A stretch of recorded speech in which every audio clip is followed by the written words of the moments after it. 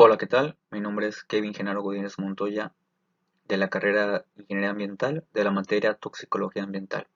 Bueno, en esta ocasión voy a exponer sobre tres temas, el cual es absorción, bioacumulación y biomagnificación. Son tres temas que van muy relacionados entre sí.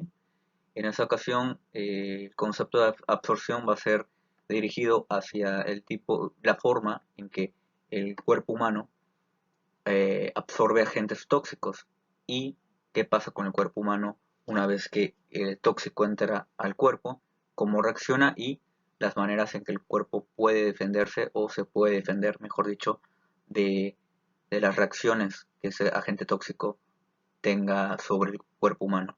Igual cualquier animal, insecto, plantas pueden sufrir de eso, pero aquí va a ser un poco más enfocado hacia cómo lo sufren los humanos. Y el tema de bioacumulación y biomagnificación también se va a ver que están muy relacionados uno de otro. Seguimos. Bueno, aquí como una breve introducción sobre qué es la absorción de un tóxico. Aquí dice que es el proceso por medio del cual se atraviesan membranas y capas de la célula hasta que llega al torrente sanguíneo. El mecanismo de ingreso tóxico al organismo usa los mismos mecanismos de transporte y diseñados para movilizar compuestos de estructura similar. Aquí tenemos un esquema muy sencillo, como para dar una idea muy general y un poco vaga, por así decirlo, de cómo el agente entra al cuerpo humano, qué es lo que pasa de forma muy generalizada para que entre al cuerpo. Aquí tenemos que el cuerpo humano y después viene el agente tóxico que pasa unas células epiteliales, unas cepas epiteliales de las células y lo cual hace que lleguen al flujo sanguíneo del cuerpo humano. Y aquí en el flujo sanguíneo se va a esparcir por varias partes del cuerpo y diferentes partes del cuerpo van a, digamos que, reaccionar de diferente forma y el cuerpo va a reaccionar o de buena forma o inclusive a llegar a tener reacciones que puedan poner en riesgo la vida de la persona y del ser que esté ya sea respirando o ya sea con contacto directo con el tóxico. Eso, bueno, lo veremos un poco más adelante.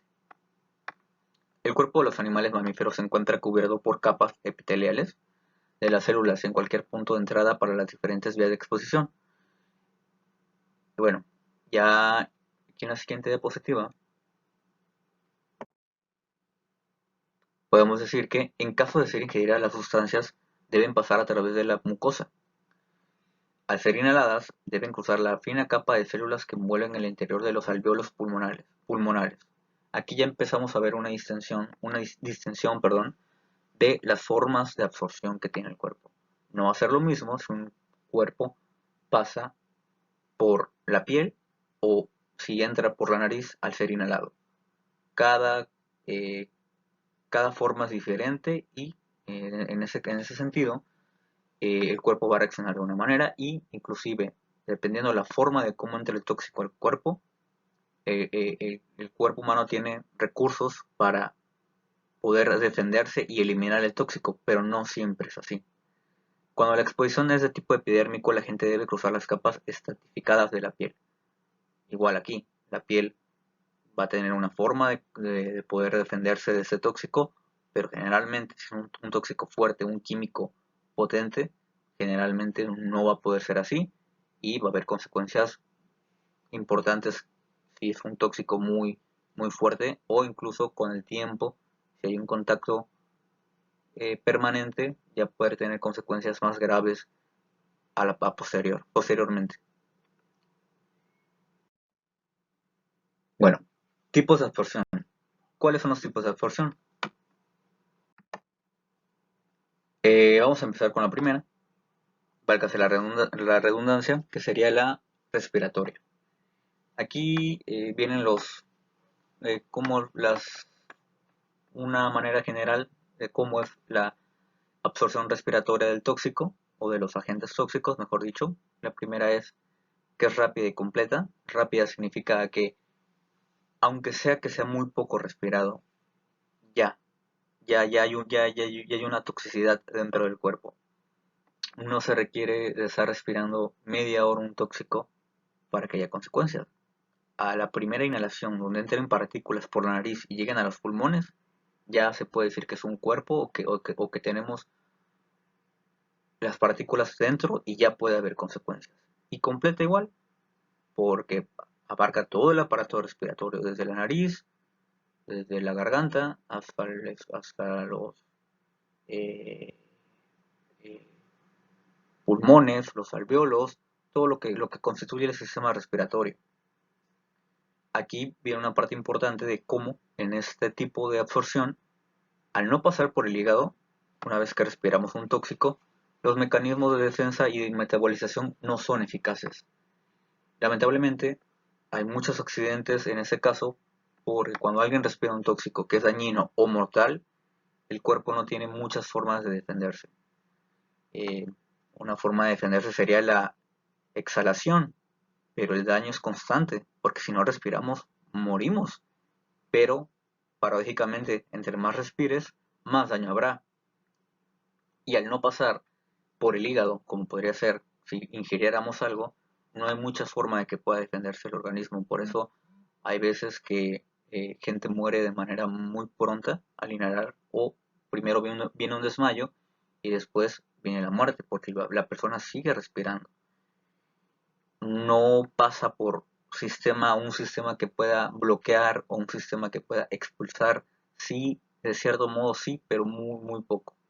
Entonces, lamentablemente, al haber ese tipo de intoxicación, es muy, muy peligroso. No puede haber un tratamiento neutralizante o que disminuya la absorción. En ese momento, algo que realmente disminuya la absorción o que neutralice, no se puede neutralizar. Lo que se respire va directo a los pulmones y va directo a hacer un daño. Y la toxicidad dependerá de la frecuencia y el volumen respiratorio. Como ya lo había dicho, mientras más respire uno, más va a ser la toxicidad. Y mientras el volumen de respiración sea más grande, el sujeto va a tener más daños. ¿Eso a qué se refiere? Yo me puedo poner un trapo mojado en la nariz y obviamente va a mitigar un poco el número de partículas que entren, aunque no mucho. Y no es lo mismo que lo respire por completo. En la cutánea, bueno, relativamente impermeable a las soluciones acuosas y a la mayoría de los iones. Diferente velocidad de absorción según la región anatómica.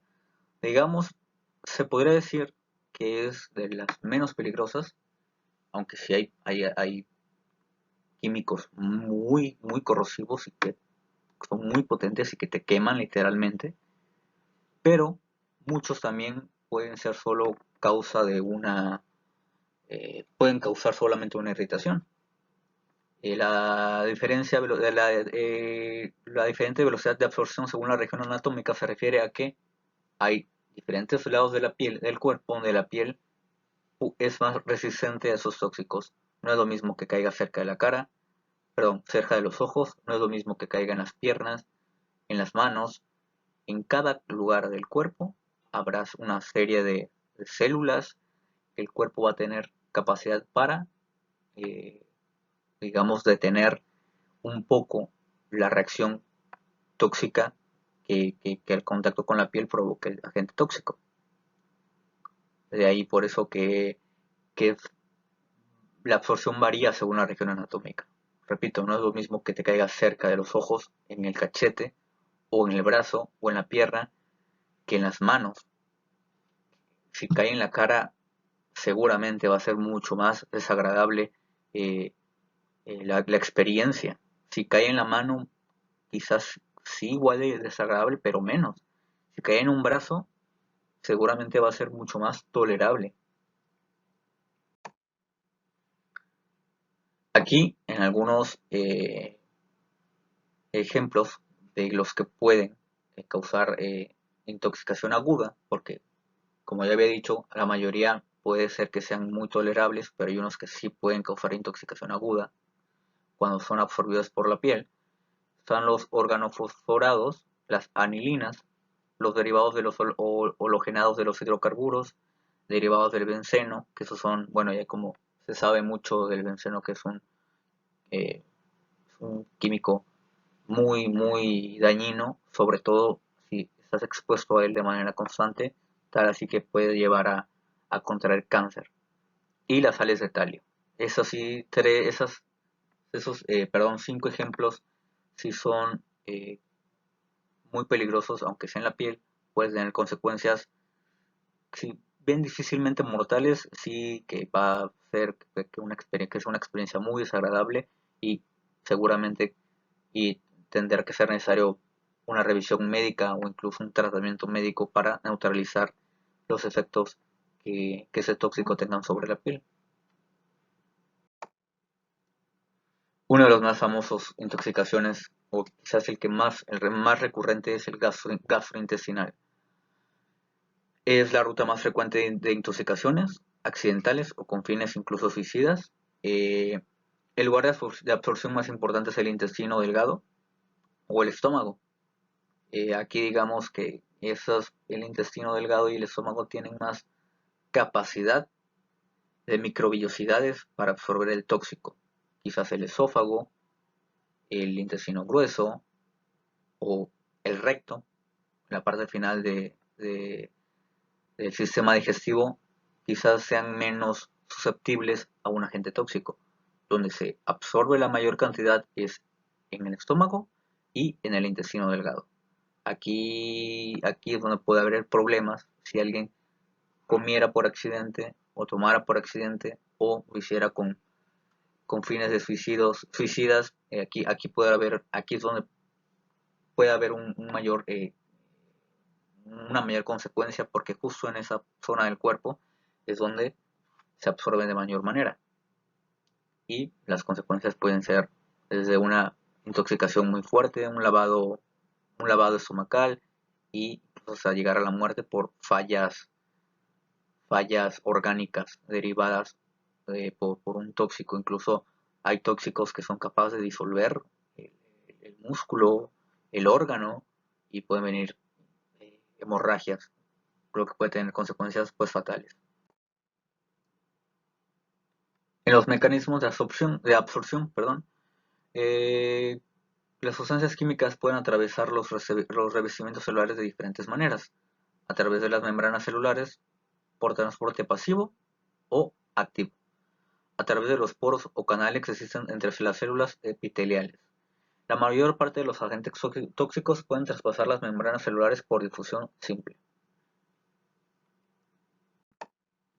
Bueno, ahora un tema que está muy relacionado con esto de la absorción es la bioacumulación. ¿Qué es la bioacumulación? Es el proceso de acumulación de sustancias químicas en organismos vivos de forma que esas alcanzan concentraciones más elevadas que las concentraciones en el medio ambiente o en los alimentos debido a la incapacidad para metabolizar la sustancia tóxica que tienen los diferentes organismos. Con el tiempo, los contaminantes se van acumulando en las grasas o en los órganos internos sin que puedan ser eliminados. En pocas palabras, eh, son las sustancias, la bioacumulación son las sustancias que un organismo, ya sea de un animal, ya sea inclusive de las plantas o de un humano, que se van acumulando a través del tiempo y que el organismo no puede eliminar, no lo puede metabolizar para eliminarlo, sino que se van añadiendo y añadiendo y agrediendo a grasas u órganos internos sin que puedan ser eliminados. Eso pasa mucho en las fábricas, eso pasa mucho en ríos contaminados, que si tú vas una vez y te metes a bañar a un río contaminado puede que no pase nada, porque tu cuerpo tiene la capacidad de neutralizar ese contaminante que tu cuerpo recibió, pero si vas una vez a la semana o te bañas seguido ahí porque vives cerca, ya es cuando tu cuerpo empieza a perder esa capacidad para poder metabolizar esas sustancias y eliminarlas y es ahí donde pueden venir los problemas. Aquí hay un esquema muy sencillo de la bioacumulación. Podemos ver en la parte superior el volcán, una térmica de carbón y una mina. En todas ellas, incluso de manera natural, puede caer mercurio al mar de manera natural, como lo puede ser el carbón, y de manera no natural, como puede ser una térmica de carbón y en una mina, donde se extraen minerales o piedras preciosas o carbón debajo de la tierra, generalmente ocupan esas sustancias como el mercurio y todas van a dar al mar, ya sea de manera directa o puede ser también de manera en partículas en forma de lluvia ácida. Y aquí vemos como el krill, que es uno de las presas favoritas de varios peces, es devorado por un salmón, la trucha come al salmón y el pez espada come a la trucha. Aquí ya vemos que no es lo mismo la cantidad de mercurio que tiene el krill a la cantidad de mercurio que puede llegar a tener el pez espada por comer, digamos que una cadena de contaminación. Ya el pez espada que come una trucha, que ya comió un salmón, que, que antes de eso el salmón había comido krill, todo se va acumulando. Y son cadenas inmensas de peces, es un ejemplo, puede haber muchos más, cadenas inmensas de peces que, digamos que se van acumulando hasta el grado de que un pez come, come prácticamente puro mercurio, ¿sí? Come lo que puede ser la carne por la cual sobreviven, pero esa carne viene ya repleta de mercurio a grados que ya no son ni siquiera permisibles y que pueden ocasionar un daño y que incluso eso está obviamente con normas y con leyes para saber cuánto mercurio puede tener un pez, si sale a la venta o no, o cuánto mercurio existe en el agua y si es un riesgo que se consuma alimento de ahí, de ese río que es contaminado. En terminología, la bioacumulación se descubrió entre las décadas del 50 y 60 por un grupo de naturalistas estadounidenses que encontraron altas concentraciones de DDT en algunos organismos en especies de aves. Como consecuencia, fue prohibido para uso indiscriminado en muchos países. Además, en los años 50 se descubrieron varios casos de intoxicación masiva por compuestos orgánicos de mercurio. Con el desastre de Japón ecológico de la bahía de Minamata, en Japón, donde se dio a conocer la enfermedad de Minamata.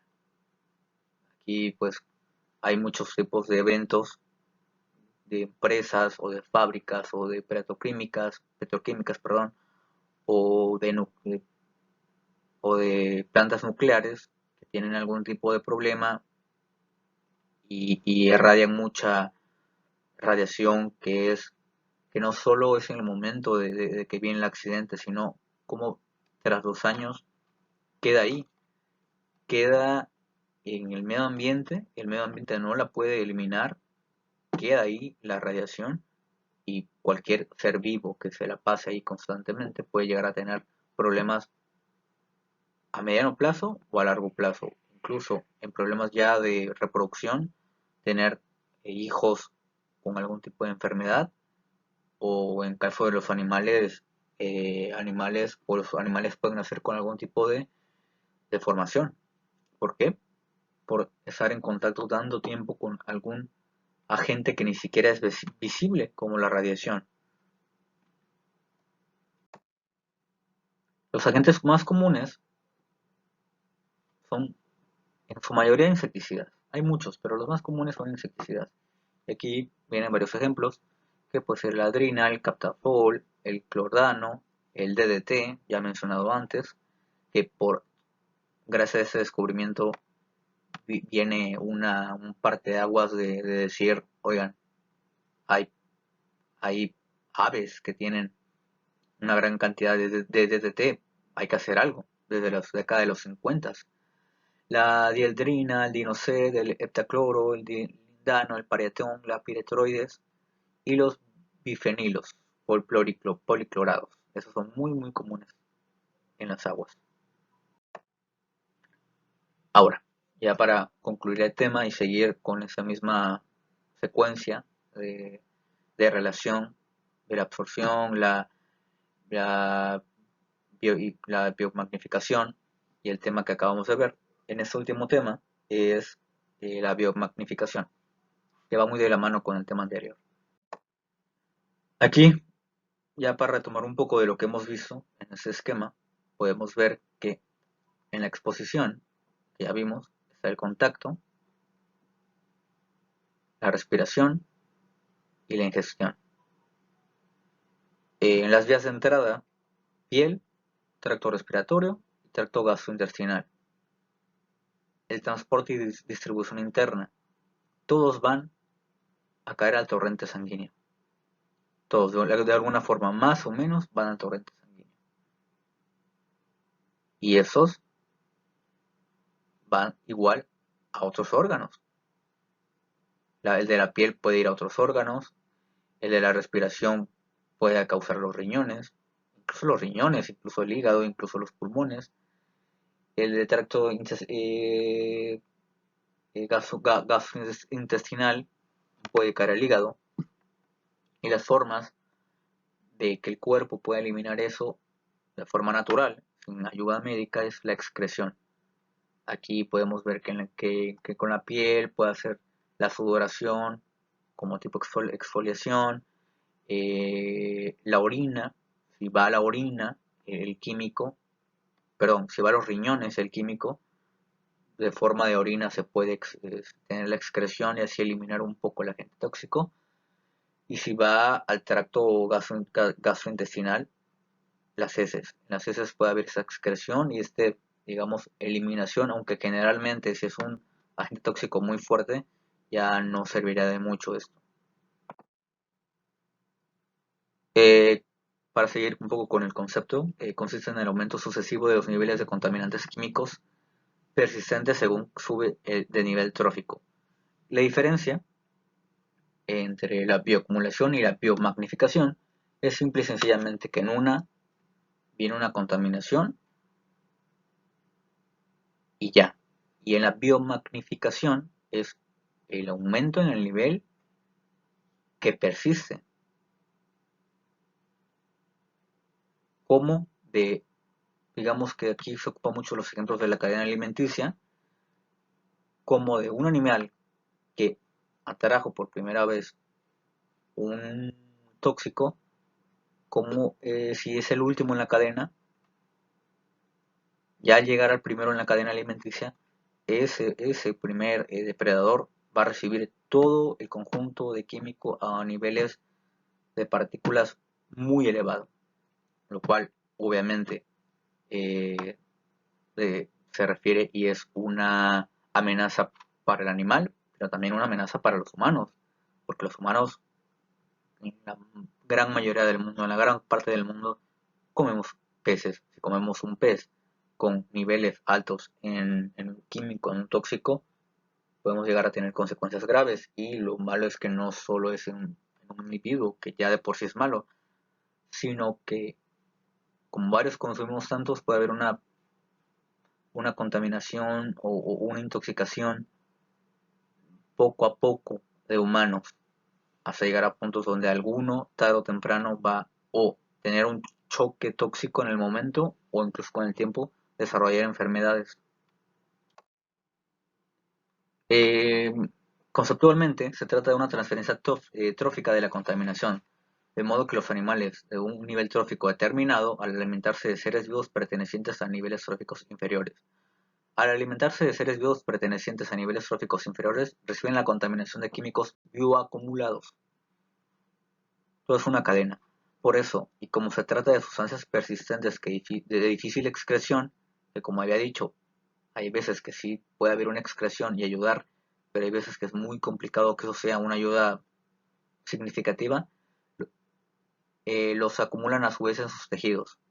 No, la excreción no es suficiente y van quedando partículas y partículas que se pueden añadir a los órganos o a los tejidos o a cualquier tipo de tejido. Los animales de los eslabones tróficos superiores, como los grandes depredadores, acaban acumulando los niveles de contaminantes químicos mucho más elevados. Bueno, eso ya lo había comentado. Algunos ejemplos muy generales de las consecuencias de la biomagnificación. Implica un riesgo para la conservación de las especies afectadas. Un río contaminado va a llevar sí o sí a la muerte de animales o a ser animales que estén muy dañados, muy enfermos. Incluso tenemos casos muy conocidos en México, no hay que irnos muy lejos. El río Coatzacoalcos está considerado como uno de los ríos más contaminados del mundo y hay muchas especies que mueren. El río Lerma. El río Lerma, que es el río más largo de México, es el más contaminado del país y básicamente la vida ahí ya es imposible porque es agua con agentes químicos de las industrias y ya no es posible y cualquier pez que haya ahí es un riesgo si se quiere ser comido, es un riesgo enorme ser alimentado con eso. Un ejemplo un poco más eh, menos, digamos, familiarizado puede ser con los osos polares y las focas que habitan en el Ártico. Y sí, nuestra contaminación llega hasta las zonas más remotas del planeta. Vivimos en un proceso, en un mundo que es un proceso continuo de procesos bioquímicos, son víctimas del fenómeno de la biomagnificación. Incluso los osos polares, que podríamos pensar que por vivir a miles de kilómetros no son dañados, pues sí, la verdad es que sí son dañados cualquier tipo de animal, incluso hasta zonas remotas como el Ártico. Y bueno, hasta aquí ha sido la presentación. La primera pregunta que viene en el tema sería para mis compañeros, ¿cuáles son los tipos de absorción?